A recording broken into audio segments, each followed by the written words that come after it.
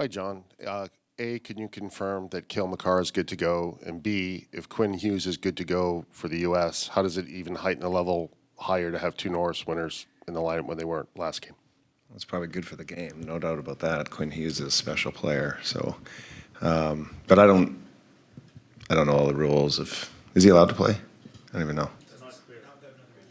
Same situation. Yeah. What did you say? It's funny. That was he made it funny. So, it was unfortunate he was hurt to begin with because, I think those. I don't know if you get any better than those two guys. As for Cale, I thought he was great last night, and don't see any reason why he wouldn't play Thursday. John, can you just clarify what your understanding was of how you can use Thomas Harley once he had joined? Like, was he only able to play if you had another defenseman that wasn't available? Yes. What were the limitations you were given? We were given. We weren't going to play short, so that was the only way he could come in, is if to avoid you from playing short. And since we'd lost Theo and Makar,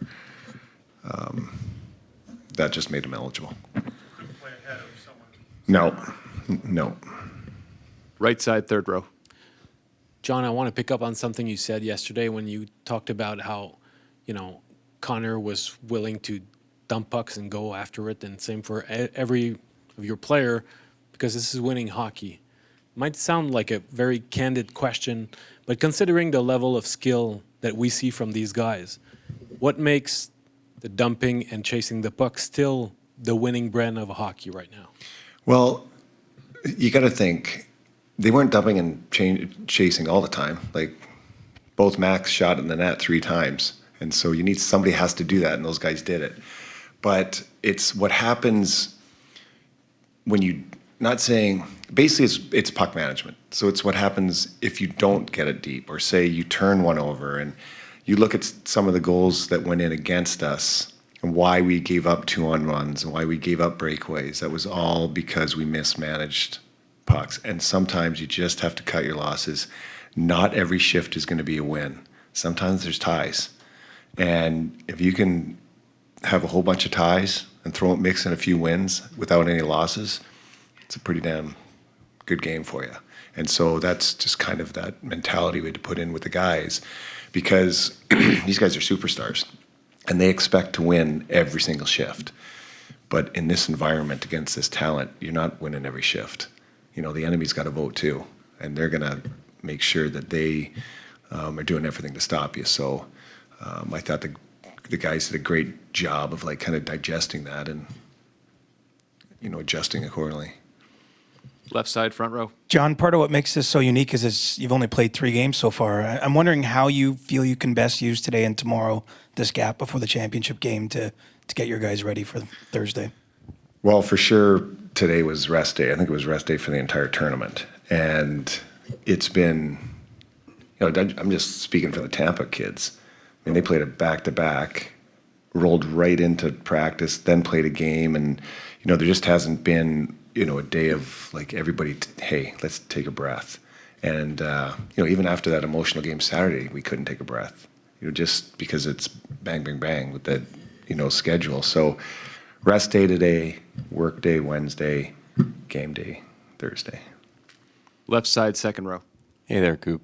You mentioned before the tournament that this would not be an all-star game, and you were proved to be very correct. A lot of people are like, how do we go back to an all-star game after seeing something this good? And I wanted to get your thoughts on that as someone who has been a coach at an all-star game. Well, the one thing about this tournament, and I think nothing's done more for hockey in a decade than what this tournament's done. The problem with the tournament, though, is where's, Leon Draisaitl, and let's just go down the list of guys that, Nikita Kucherov, and go down the list of guys that aren't here that you do get to see in an all-star game or sometime event, because those guys are special talents.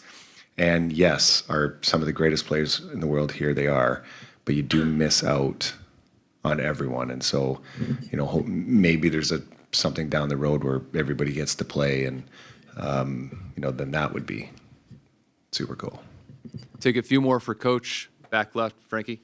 Thank you. Just to go back on Chris' questions earlier about the 2 days.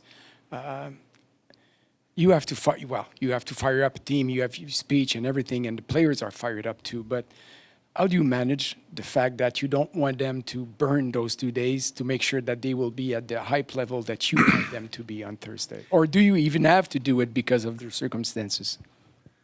Well, today's almost over, so that's burned. So I'll have to start thinking about tomorrow. But it's, no, I mean, these guys, you have to remember, they're with, it's a sporting event, okay? So I don't want to make it grander than it is. But, you know, everybody else in the league is, you know, they're getting text messages from their boys that are in the Bahamas and Hawaii and doing all this and having 10 days of fun. And these guys are at work still. And not only working physically, but it's a mental grind too. And I think the guys have done a phenomenal job of trying to take out the white noise and understanding that, you know, there's a whole country cheering for you. It's just not your city. And so these guys are working. And for them to take a break and have a free day and do whatever they were going to do, like, these guys deserve it, because ultimately the two teams playing on Thursday, I mean, we're not playing Saturday, but a lot of, like, there's like 15 games, right, on Saturday? And so they have to jump right back in it. And you know, I just think, you know, these guys deserve a little break themselves. And plus they just, you know, because it's, like I said, there's a lot for this group. And it's especially for all the teams here. And so, you know, I hope they had some fun yesterday and hope they have a little fun today, because, you know, like I said, tomorrow's a work day. But this group, I've said it for the entire tournament, they are a dialed-in, determined group. So I don't have an ounce of worry about them. Two more for Coach, front left.